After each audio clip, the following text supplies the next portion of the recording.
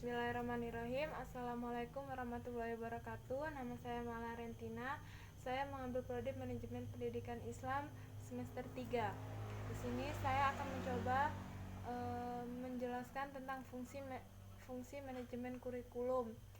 Langsung saja. Yang pertama itu mengelola perencanaan atau desain kurikulum. Pemerintah pusat merumuskan standar bersifat nasional yang berfungsi sebagai bahan untuk mengembangkan kurikulum pada tingkat satuan pendidikan.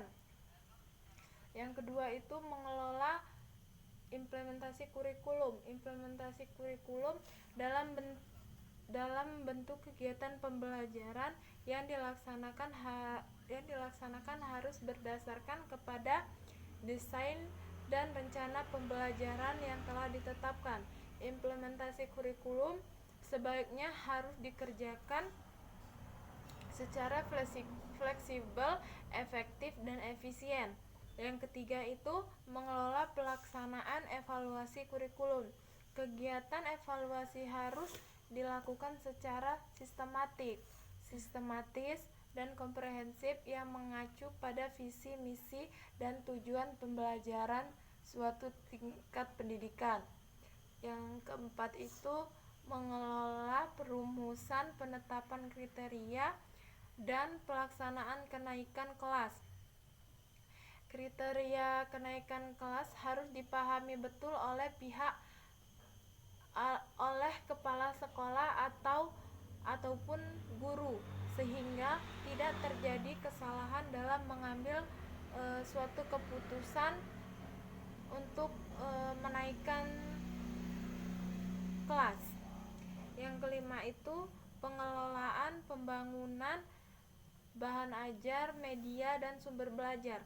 Bahan ajar yang dipelajari siswa sebaiknya tidak hanya berdasarkan pada buku pembelajaran saja, melainkan perlu mengembangkan bahan ajar melalui media, sumber belajar yang sesuai dengan topik bahasan, dan lain-lain.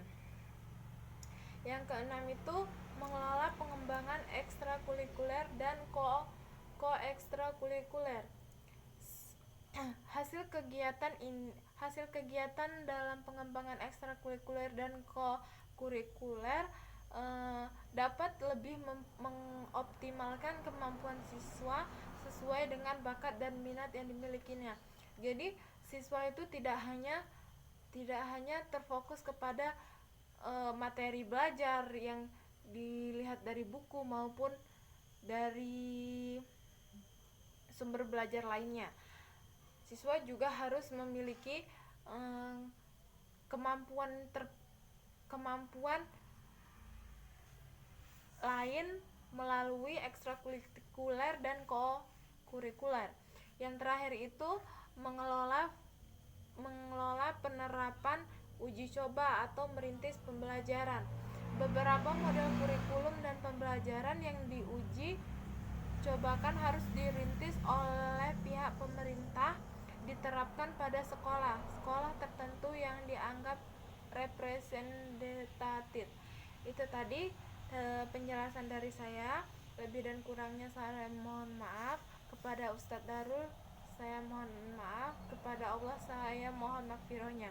Wassalamualaikum warahmatullahi wabarakatuh.